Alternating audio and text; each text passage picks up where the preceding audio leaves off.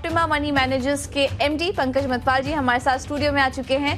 Bank बाजार के AR Hemant और क्रिबैको के फाउंडर और सीईओ सिद्धार्थ सोगानी भी मौजूद है और थोड़ी ही देर में हमारे साथ कुछ और भी मेहमान जुड़ेंगे, हम उनसे आपका परिचय कराएंगे। लेकिन और इसके अलावा स्टूडियो में ऑफ कोर्स हमारे साथ अभिषेक सत्यव्रता भी मौजूद है, सृष्टि शर्मा भी मौजूद हैं और काफ़ी अच्छी चर्चा हुई लेट मी टेल यू। और काफ़ी मुझे तो बहुत सारी चीज़ें पता चली इस शो के जरिए जब चर्चा चल रही थी, और अब आप लोगों का भी ज्ञानवर्धक होगा इसी में। तो मुझे सबसे इंटरेस्टिंग क्या रहा? सबसे इंटरेस्टिंग रहा कुछ चीजें जो हमें नहीं पता थी, जैसे कि अब न्यू टैक्स रेजिम में पूरी तरीके से सरकार फोकस करेगी, तो उससे जुड़ी प्लानिंग अब आप शुरू कर दीजिए।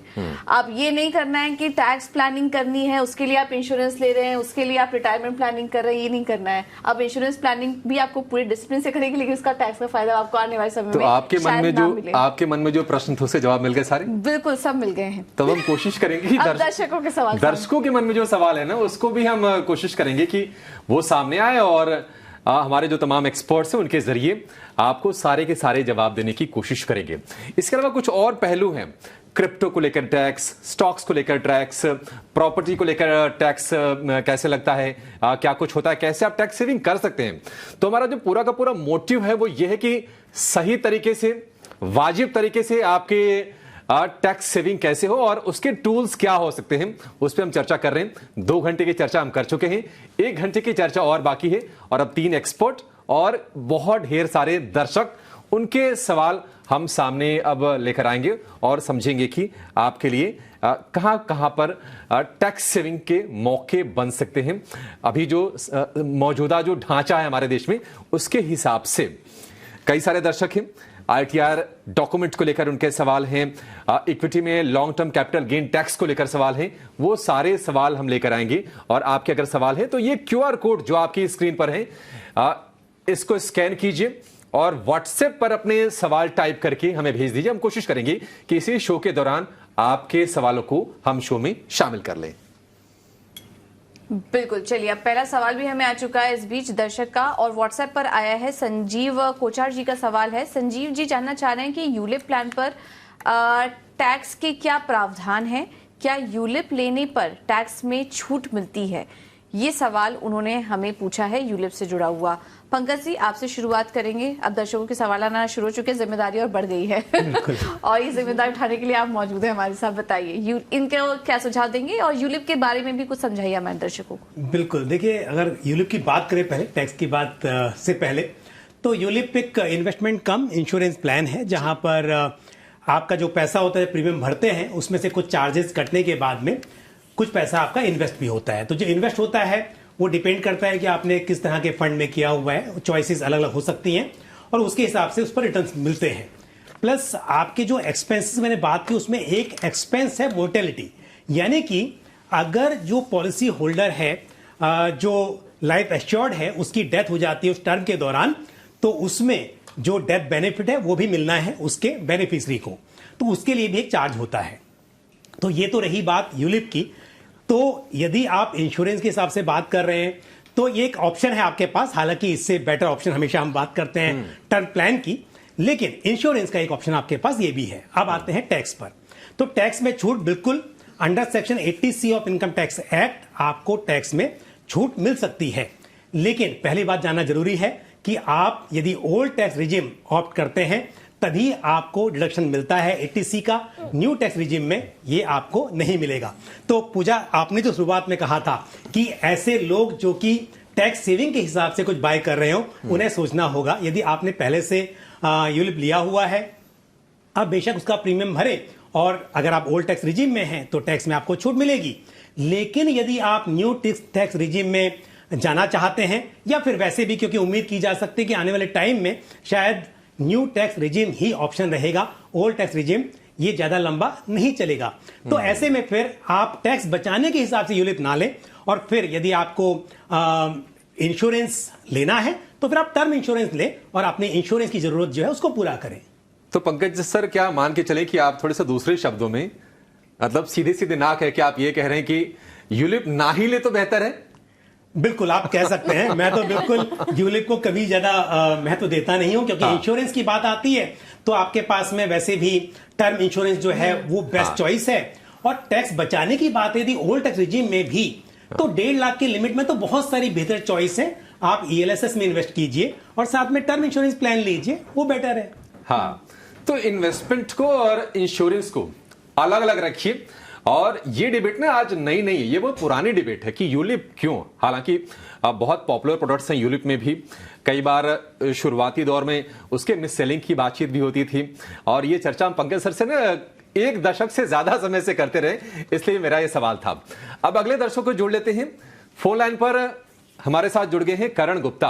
करण जी नमस्कार, कहां से सर आपने फोन किया और बताइए क्या सलाह आपको चाहिए, कैसे मदद करें आपकी हम?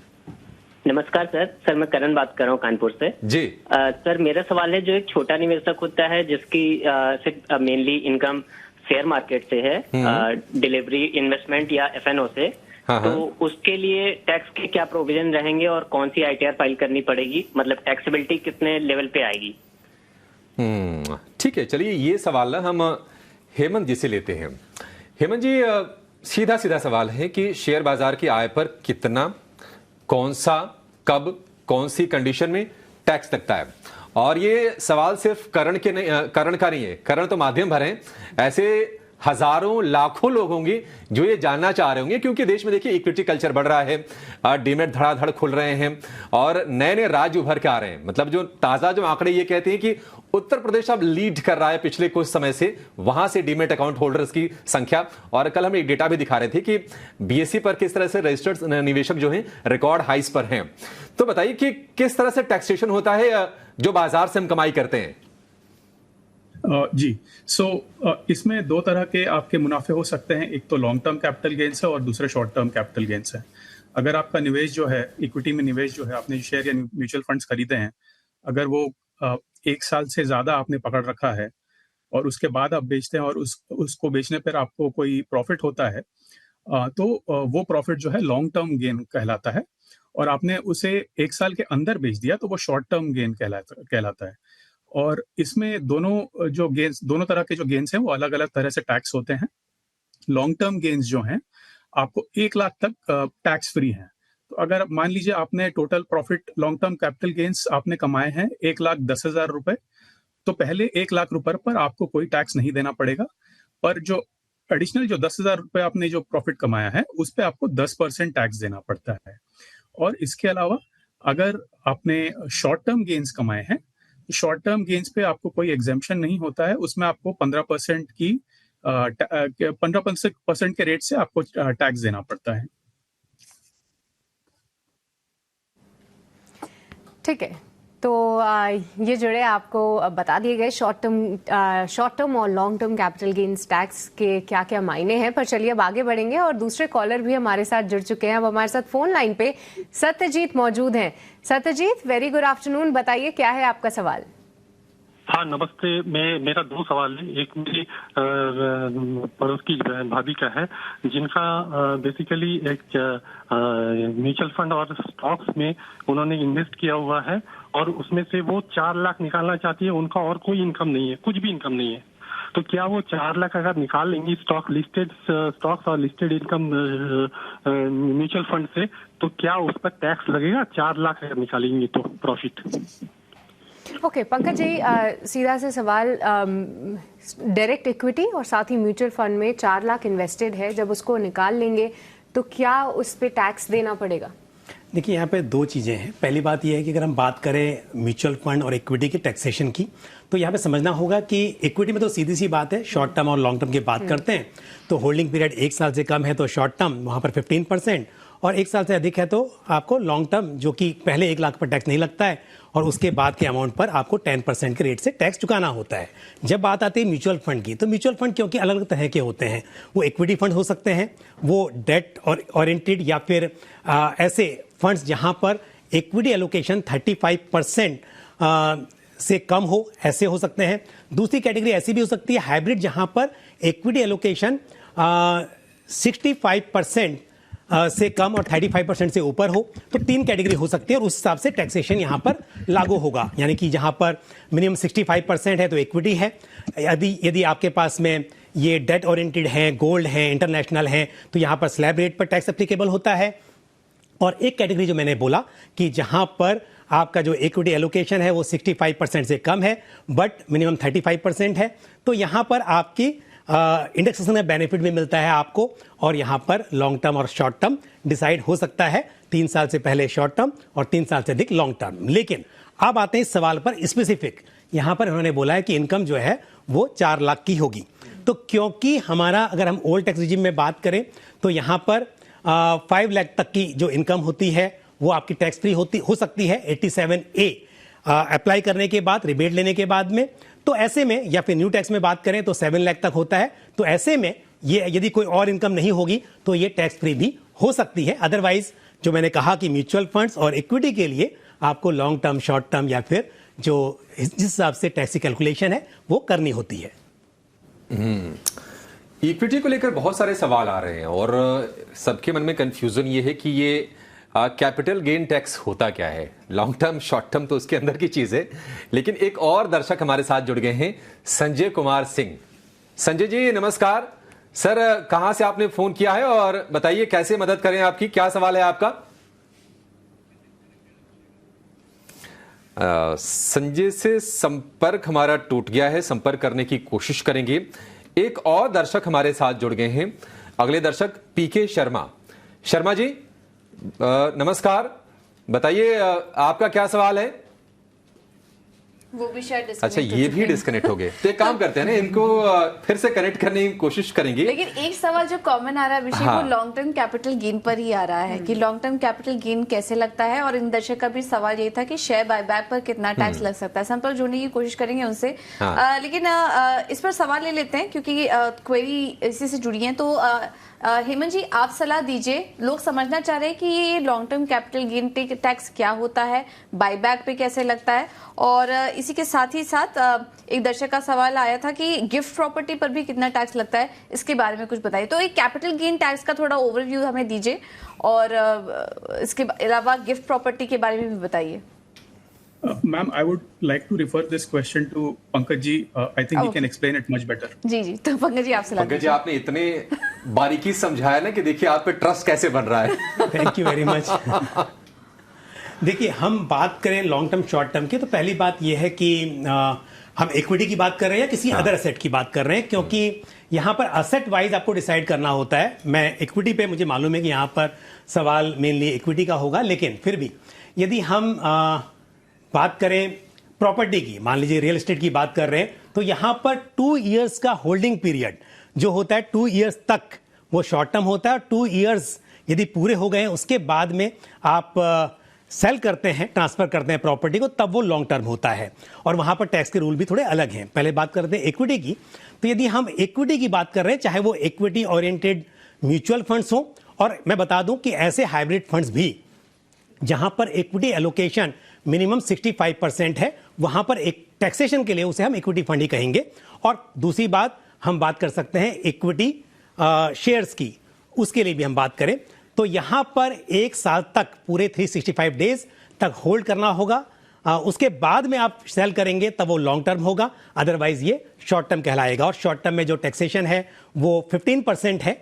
और एक ध्यान रखिए, जब भी हम बात करते हैं 15%, 10%, उसके ऊपर 4% जो टैक्स का अमाउंट होता है, उसके ऊपर 4% का हेल्थ एंड एजुकेशन सेस भी लगता है। तो शॉर्ट टर्म में 15% और लॉन्ग टर्म में 10% का टैक्स एप्लीकेबल होगा। और 10% मैंने बोला, जैसे अभी एक्सप्लेन किया, 10.40% वो हो जाता है। अब इसमें एक बात और ऐड करूंगा कि ध्यान रहे कि पहला 1 लाख तक का long term capital gain from equity, whether equity shares और इक्विटी ओरिएंटेड म्यूचुअल फंड्स, वो एग्जेम्प्ट रहेगा। उसके बाद जो एक्सीडिंग अमाउंट है उसी के ऊपर टैक्स एप्लीकेबल होगा। ठीक है, तो ये कैपिटल गेन टैक्स को लेकर आपकी समझ की पूरी बात। लेकिन हमारे साथ क्रेबैको के founder and CEO Siddharth Sogani भी है, जिनकी क्रिप्टो को लेकर बहुत अच्छी पकड़ है। और क्रिप्टो एक नए एसेट क्लास की तरह उभरा है। हम कह सकते हैं कि इक्विटी है, गोल्ड है, प्रॉपर्टी है, ये एक डिफरेंट सेगमेंट है। भले ही इसको बहुत लीगल मान्यता नहीं है, आरबीआई की तरफ से चेतावनी आई है, वित्त मंत्री ने इसको लेकर बयान दिए हैं, लेकिन ये टैक्सेबल है। अगर कोई क्रिप्टो से कमाई कर रहा है तो उस पर टैक्स लगता है। तो जरा सिद्धार्थ जी ये बताइए, क्योंकि हम देख रहे हैं कि पिछले कुछ दिनों से फिर से क्रिप्टो करेंसीज में उबाल है। हमने बिटकॉइन के भाव देखे कि $50 के फिर से ऊपर निकल गए हैं। तो आप जरा ये बताइए कि किस तरह से टैक्सेशन होता है, कितना टैक्स देना पड़ता है और कितनी कमाई पर?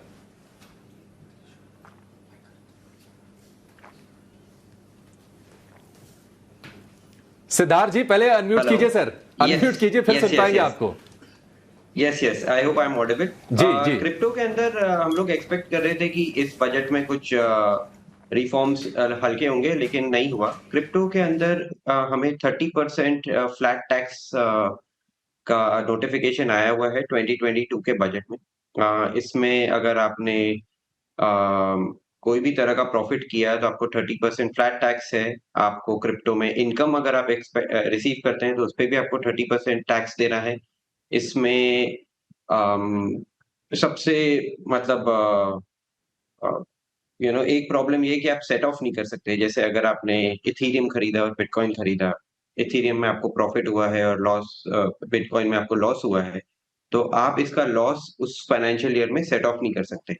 आपको फिर भी उसका टैक्स देना पड़ेगा। इसमें 1% TDS देना होगा 50,000 के ऊपर के ट्रांजैक्शंस पे इन दी एंटायर फाइनेंशियल ईयर, और आई थिंक सेस भी देना होगा। तो मेनली इस सेक्टर में इतना हैवी टैक्सेशन जो लगा हुआ है फ्लैट, वो काफी इंडस्ट्री के लिए काफी खराब है।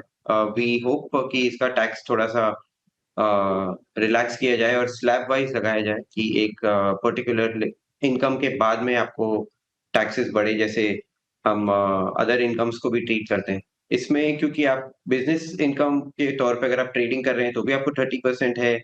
लॉन्ग टर्म और शॉर्ट टर्म के अंदर कोई क्लैरिफिकेशन आए नहीं है, तो अभी भी इसकी टैक्स की क्लैरिटी इतनी ज्यादा नहीं है। ज्यादातर चार्टर्ड अकाउंटेंट्स अपने कंट्री के अंदर मुझे फोन करते हैं और पूछते हैं कि इसकी टैक्सेशन कैसी की जाए, क्योंकि पोर्टल के ऊपर तो आप VDA के अंतर्गत आपका टैक्स फाइल कर सकते हो, लेकिन क्लैरिटी नहीं है कि इसका टैक्स कैलकुलेट कैसे किया जाए। इसमें कई लोगों के क्रिप्टोज का हैक हो जाते हैं, लॉस हो जाते हैं, कई तरह के स्कैम्स होते हैं, लोग स्टेकिंग करते हैं। तो ये उन चीजों के ऊपर कैसे टैक्स लगाया जाए उस पर अभी तक कोई नोटिफिकेशन सरकार की तरफ से नहीं आया है। एंड वी होप काम तो चालू है, तो आई होप नेक्स्ट बजट तक या नेक्स्ट आने वाले 6 से 8 महीने में इसके ऊपर और बेटर क्लैरिटीज आएगी। लेकिन फॉर टुडे आपको 30% फ्लैट टैक्स देना है, TDS देना है। अगर कोई वर्चुअल सर्विस प्रोवाइड कर रहा है तो उसको GST भी लागू होगा, तो GST भी 18% तक उनको देना होगा। ठीक है सिद्धार्थ, आपसे एक और सवाल है।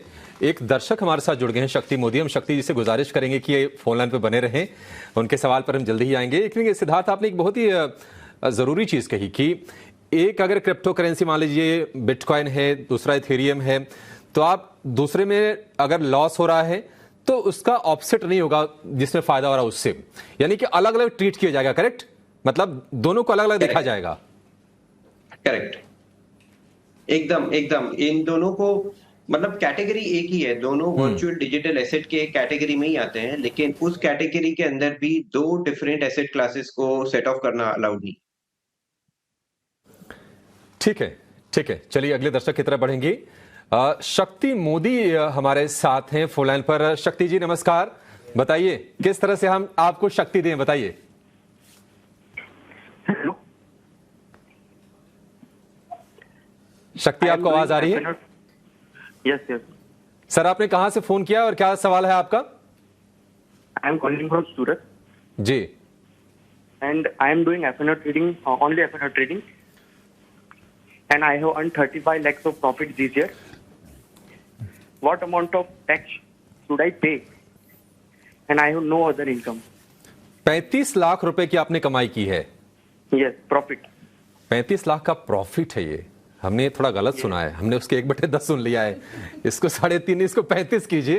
पहले तो शक्ति ये बधाई भी स्वीकार करें, आपको ज्यादा दिक्कत वैसे होनी नहीं चाहिए। FNO में आपने ठीक ठाक पैसे बनाए हैं, और सिर्फ FNO में से कमाई सिर्फ FNO में, मतलब बड़े स्पेसिफिक है। ये खूबसूरती है जो हमारे गुजरात के जो दर्शक हैं, जो ट्रेडर्स हैं ना, मतलब कमाल है उनके इनसाइट्स भी। लेकिन टैक्स में फंस गए, और टैक्स में बहुत सारे लोग फंस जाते हैं कि कितना टैक्स पे करें। अब पंकज जी, मदद तो आपको ही करनी पड़ेगी।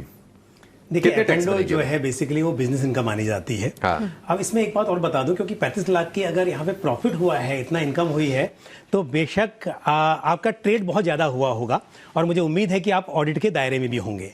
तो पहली बात तो यह है कि आपको ऑडिट भी होगा आपका अकाउंट, और साथ में जहां तक हम बात करें तो ये बिजनेस इनकम है। यहाँ पर आप लॉसेस सेट ऑफ कर सकते हैं, आप एक्सपेंसेस भी यहाँ से सेट ऑफ करेंगे, और उसके बाद में जो आपकी नेट इनकम होगी उसके ऊपर आपको स्लैब रेट पर टैक्स पे करना होगा। तो इसके लिए, क्योंकि मैंने जैसे कहा कि यहाँ पर पूरे चांसेस हैं कि आपका जो केस है वो ऑडिट में है, तो आप जब ऑडिट करवाएंगे उसके बाद आपका एक्सपेंसेस सेट ऑफ करने के बाद में नेट अमाउंट के बाद टैक्स कैलकुलेट हो पाएगा। ओके, तो जी, तो ये आपसे जुड़ी आपके लिए खबर पर चलिए अब आगे बढ़ेंगे, और अब स्वागत करना चाहेंगे एस मणिकंदन जी का, जो क्लियर टैक्स से हमारे साथ जुड़ चुके हैं स्टूडियोज में।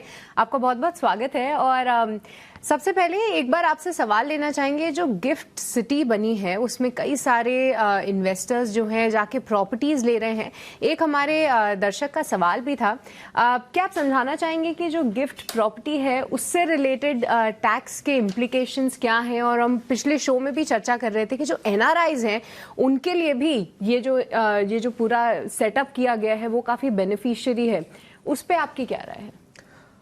Ma'am, the whole purpose of setting up a gift city was to bring back all the money which has left our country, like HNIs, NRIs who are actually earning outside India, to create a very favorable environment for them, जहाँ पर वो लोग invest कर सकते हैं and build that particular locality.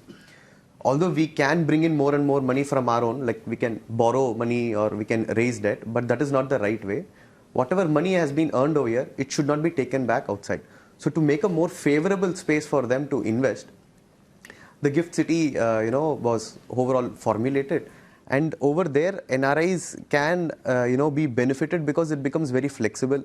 When I say flexible, today there are several limitations for a non-resident. अगर उन्होंने existing property को बेच दिए गए हैं, then it becomes very difficult to take back that money outside India, because TDS बहुत महंगा पड़ता है वहाँ पे, and if he is a non-resident, 30% तक it can go, and अगर उनका PAN non-operative बन गया तो it is even more difficult.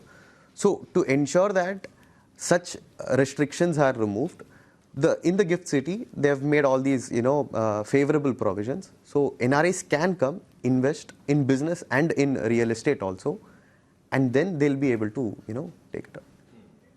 ठीक है, बढ़िया है। एक और दर्शक है महाराष्ट्र से, मुस्कान चौधरी, उनका सवाल आया है, और ये सवाल बहुत बेसिक है, और जैसे जैसे मार्च नजदीक आएगा ना, ये सवाल रेलेवेंट होता जाएगा। पंकज सर, आपसे ही जवाब इसका चाहेंगे। इनका सवाल ये कि पुराने और नए टैक्स रिजीम में क्या फर्क है, और नए टैक्स रिजीम में फर्क क्या है? मतलब जब से ये पुराने और नए का चक्कर हुआ ना, लोग बड़े कंफ्यूज रहते हैं कि कौन सा चुने, हालांकि अभी भी ज्यादातर लोग पुराने वाले टैक्स रिजीम में ही हैं।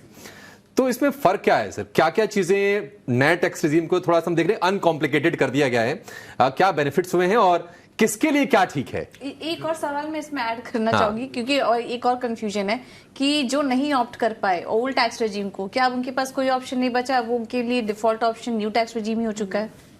जी बिल्कुल।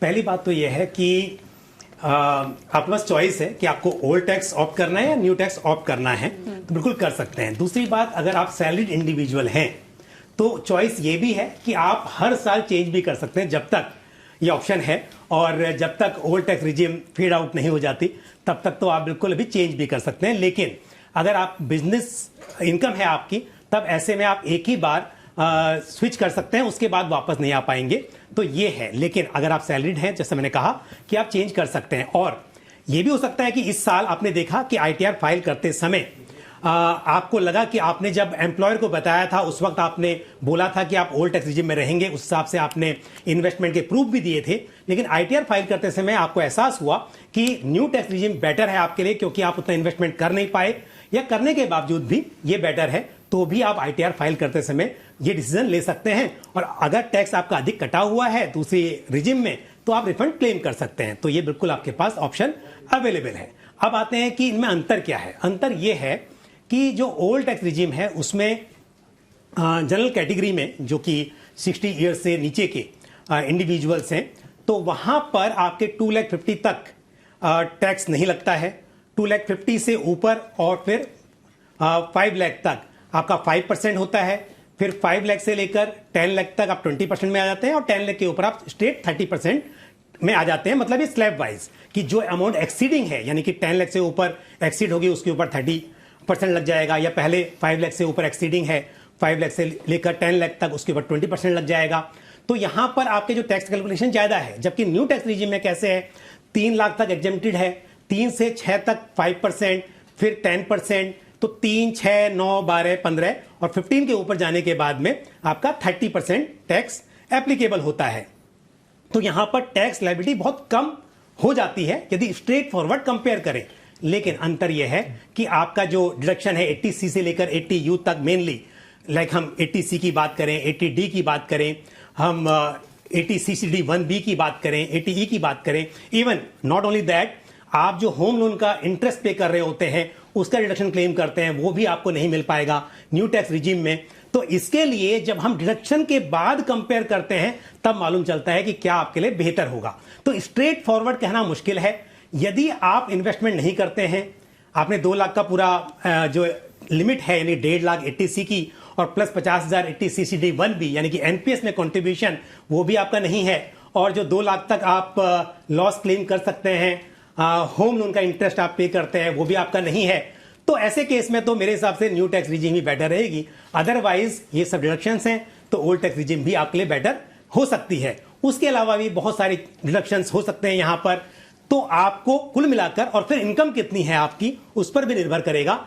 लेकिन सिंपल सी बात है कि यदि आपके कोई भी इन्वेस्टमेंट नहीं है तब तो न्यू टैक्स रिजीम बेहतर है ही। अदरवाइज आईटीआर फाइल करते समय आप कंपेयर करें, और ये कंपैरिजन अवेलेबल होता है आपके सॉफ्टवेयर में भी और या इनकम टैक्स की साइट पर। जो आपके लिए बेहतर हो वो आप फाइनली चूज करके आईटीआर फाइल कर लें। तो पंकज जी, क्या लगता है कि आप कह रहे हैं कि आगे जाकर न्यू टैक्स रिजीम ही रहेगी, तो इसमें कुछ चेंजेस के साथ, कुछ शर्तों के साथ इसको ही एप्लीकेबल कर देंगे, पुराने वाले को हटा देंगे? बिल्कुल, ये तो पूरी उम्मीद की जा सकती है। मेरा पूरा अनुमान है कि ओल्ड टैक्स रिजीम नहीं रहेगी। उसकी कई वजह हैं। पहली बात तो यह है कि न्यू टैक्स रिजीम लाने का कारण ही यह है कि सिंपल करना। दूसरी बात में एक बात और कहूंगा कि ओल्ड टैक्स रिजीम में फिल फ्रेज भी काफी होती है, क्योंकि आज ऑनलाइन हम आईटीआर फाइल करते हैं जहां पर कोई भी आपको डॉक्यूमेंट सबमिट नहीं करना होता, और ऐसे में कई बार ऐसा होता है कि चाहे अनचाहे कुछ क्लेम ले लिए जाते हैं जो कि एलिजिबिलिटी नहीं होती है टैक्स पेयर की। तो गवर्नमेंट चाहती है कि ऐसी गलतियां ना हो, इसके बजाय सिंपल है कि आपको 80C क्लेम ही नहीं करना है, आपको कुछ क्लेम नहीं करना है, और सीधा सीधा आपका फिर भी टैक्स कम हो जाता है। जितना आप क्लेम करने के बाद इनकम को नीचे लेकर आ रहे थे, अब आपको सीधी सी बात है कि उतनी इनकम में वैसे भी टैक्स नहीं आएगा। तो चीजों को सिंपल करने के लिए, डॉक्यूमेंटेशन कम करने के लिए ये न्यू टैक्स रिजीम बेटर है, और मुझे उम्मीद है कि आने वाले टाइम में कुछ सालों में शायद न्यू टैक्स रिजीम ही रहेगी, ऐसा मेरा अनुमान है। करेक्ट, चलिए ठीक है, नया है तो बेहतर ये भी होता है कई बार, और नई चीजें कई बार ना बेहतरी के लिए ही होती हैं। लेकिन कुछ पॉइंट हेमंत जी भी ऐड करना चाहते हैं, काफी देर से बने हुए। हेमंत जी, माफी चाहेंगे आपसे, बताइए क्या आप जोड़ना चाह रहे हैं, बताइए अपना पॉइंट। पंकज जी ने टेक्निकलिटीज बहुत अच्छे तरह से समझाए, और मैं इसमें थोड़े कैलकुलेशंस ऐड करना चाहूंगा। जी बिल्कुल सर। इस पे रिसेंटली एक सोशल मीडिया पोस्ट भी बनाया था जो काफी वायरल हो गया, और वो वायरल इसलिए हुआ क्योंकि लोगों को इजीली समझ में आ रहा था कि उनको कौन सा टैक्स रेजिम चुनना चाहिए। सो सबसे पहले मैं ये कहूंगा कि अगर आपको कंपेयर करना हो कि आपके लिए न्यू रेजिम बेटर है या ओल्ड रेजिम बेटर है, आप सीधे सीधे एक ऑनलाइन टैक्स कैलकुलेटर यूज करिए। ऐसे बहुत सारे कैलकुलेटर्स हैं जहाँ पे आपको दोनों रेजिम्स के अंडर अपने टैक्स कैलकुलेट और कंपेयर करने का ऑप्शन दिया जाता है। तो जहां पे भी आपके टैक्सेस कम हो रहे हो आप वहां जा सकते हैं। बट अगर आपको एक सिंपल सा मैं कैलकुलेशन दूं, वो ये है कि हमने देखा है कि 0 to 7.5 लाख अगर आपकी इनकम है, आप सीधे सीधे न्यू रेजिम पे रह सकते हैं। 0 to 7.5 लाख आपकी कोई टैक्स नहीं है। न्यू रेजिम में अब एक स्टैंडर्ड डिडक्शन भी आ गया 50,000 का, तो आपकी 7.5 लाख की इनकम और 50,000 का डिडक्शन, आपकी इनकम 7 लाख हो गई टैक्सेबल इनकम, और 7 लाख के इनकम पर कोई टैक्स नहीं है। तो 7.5 लाख तक अगर आपकी इनकम है तो आपको न्यू रेजिम शायद बेहतर है। अब उसके ऊपर जो इनकम जाती है उसमें जरा सा कॉम्प्लिकेशन आता है, वहां पे आपको कैलकुलेशन करना पड़ेगा डिसाइड करने के लिए। सो हमने ये देखा है कि 7.5 लाख से लेके लगभग 14 लाख तक आपको जो डिडक्शन चाहिए, जस्टिफाई करना है कि हमको ओल्ड रेजिम में रहना है, आपको करीब 30% डिडक्शन चाहिए होता है। तो अगर आप करीब वो 30% डिडक्शन सारे एवेन्यूज से अगर आप टोटल कर पाते हैं, जैसे आपका HRA हो गया, आपका ATC, ATD, होम लोन वगैरह, अगर आप सब सारे डिडक्शंस जोड़कर करीब 30% अपनी इनकम का एज डिडक्शन बना पा रहे हैं, तब आपके लिए ओल्ड रेजिम बेटर है। और अगर आप वो नंबर 30% का आप हिट नहीं कर पा रहे हैं तो आप न्यू रेजिम में ही रहिए। अब 14 लाख के ऊपर की जो इनकम है, वहां पे कई सारे टैक्स विशेषज्ञों ने हमें एक मैजिक नंबर दिया है और ये बहुत यूजफुल है। और वो मैजिक नंबर मैं आपको बता देता हूं। वो मैजिक नंबर है 4,25,000। अगर आपका डिडक्शन 4,25,000 है और आपकी इनकम 14 लाख से ज्यादा है, तो दोनों रेजिम्स में आपकी टैक्सेस लगभग सेम हो जाती है। तो अगर आप 4,25,000 से ज्यादा का डिडक्शन आप बना पा रहे हैं, और इसमें होम लोन की बहुत जरूरत होती है, और क्योंकि होम लोन आपको एक बड़ा डिडक्शन देता है, तो अगर आप उतना बड़ा डिडक्शन बना पा रहे हैं तो आप ओल्ड रेजिम में रहिए। बट ये सबके लिए पॉसिबल नहीं है, क्योंकि इतने बड़े बड़े डिडक्शंस सारे खर्चों के साथ जुटा पाना बहुत मुश्किल होता है। सो 14 लाख के ऊपर अगर आपके पास 4.25 लाख रुपए का डिडक्शन है तो ओल्ड रेजिम, नहीं तो न्यू रेजिम। फिर 14 लाख से लेकर करीब 5 करोड़ तक की इनकम के बीच ये 4,25,000 का रूल आप अप्लाई करके देख सकते हैं। अगर आपका डिडक्शन उससे ज्यादा है तो ओल्ड रेजिम, वरना न्यू रेजिम। और अगर आपकी इनकम 5 करोड़ से ज्यादा है तो पिछले साल कुछ नए रिबेट अनाउंस हुए थे, जिसके कारण न्यू रेजिम वापस अट्रैक्टिव हो जाता है। तो वहां पे ऑटोमेटिकली अगर आपकी इनकम 7.5 लाख से कम है या 5 करोड़ 4 लाख से ज्यादा है तो न्यू रेजिम, और वो दोनों रेंजेस के बीच में आपकी इनकम है तो आपको कैलकुलेट करना होगा। तो ये अंतर नए और ओल्ड टैक्स रजीम में क्या है, हमारे दोनों ही एक्सपर्ट्स ने बहुत ही सरल भाषा में समझाया, और साथ ही कौन सा रजीम आपके लिए बेनिफिशियल हो सकता है वो भी इस पे आपको राय दी गई।